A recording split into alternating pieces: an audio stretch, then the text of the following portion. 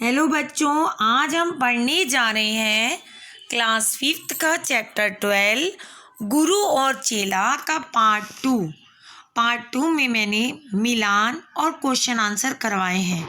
अगर अभी तक आपने मेरे चैनल को लाइक, सब्सक्राइब और शेयर नहीं किया तो जल्दी से कर दीजिए, क्योंकि हम इसमें देश और उसका पैसा उसके बारे में मिलान करेंगे। बच्चों, ये भी आपके चैप्टर का बहुत इम्पोर्टेंट है पार्ट बांग्लादेश।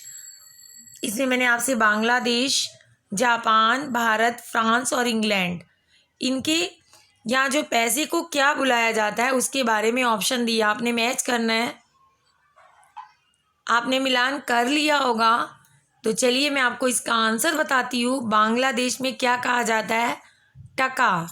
जापान में येन, भारत में रुपया, और फ्रांस में यूरो, और इंग्लैंड में पाउंड। ठीक है, मैंने नीचे उत्तर लिख दिए हैं, आप अपना टेस्ट चेक कर सकते हैं। अब हम पढ़ेंगे क्वेश्चन आंसर। बच्चों, इसमें अति लघु लघु कुछ नहीं है, जैसा क्वेश्चन है वैसा ही मैंने आंसर दिया है। बीच में कुछ बड़े भी हैं और कुछ छोटे भी हैं। एक बार गुरु और उसका चेला कहाँ घूमने जाते हैं? उत्तर आप सभी को मालूम है। एक बार गुरु और उसका चेला एक नगरी घूमने जाते हैं। नगरी का राजा कैसा था?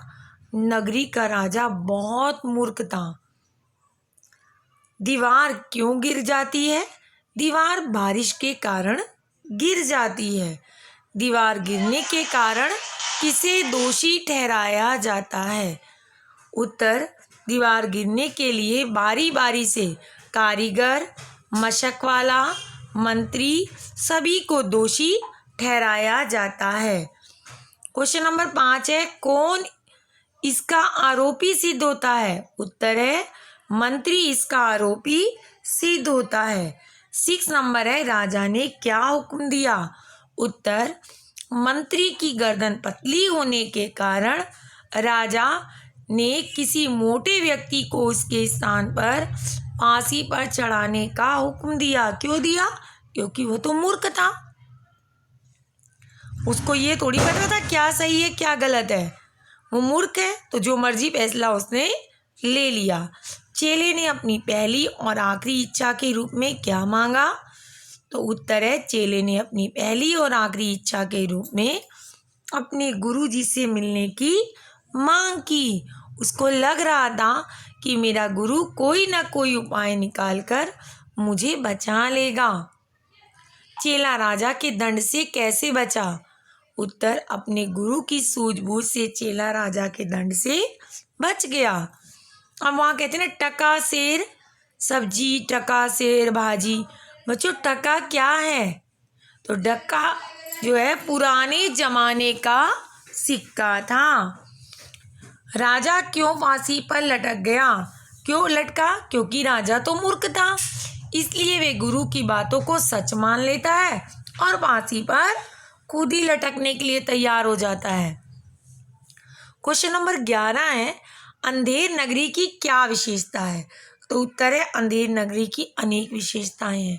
अंधेर नगरी की सड़कें चमचमाती रहती थी। अंधेर नगरी के बाजार में सभी चीजें टका सेर में मिलती थी।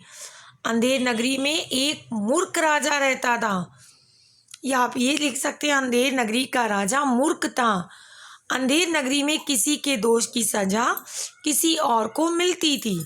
क्वेश्चन नंबर 12 है, अंधेर नगरी की प्रजा राजा के मरने के बाद खुश क्यों हुई? हर कोई रोता है, राजा मर जाता है, लेकिन वहाँ की जनता खुश क्यों हो रही थी?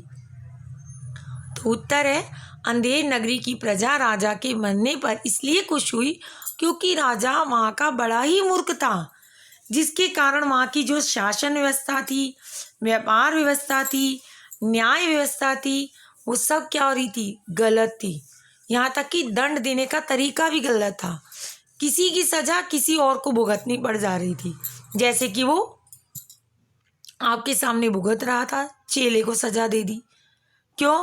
क्योंकि उसकी जिसको दे रहे थे उसकी गर्दन मोटी थी। ये कोई बात हुई? अगला है, गुरुजी ने क्या बात कही? इस बात का क्या परिणाम हुआ? उत्तर है, गुरुजी ने कहा कि जो इस मुहूर्त में फांसी चढ़ेगा वह चक्रवर्ती राजा बनेगा। यह बात सुनकर राजा फांसी पर लटक गया। क्वेश्चन आपके लिए एक दिया जा रहा है, होमवर्क। अगर आजकल भी सारी चीजें 1 रुपए में मिलेंगी तो बताइए क्या फायदे और क्या नुकसान होंगे? बच्चों, ये आपके लिए क्वेश्चन है, सोचिए और लिख के मुझे भेजिए।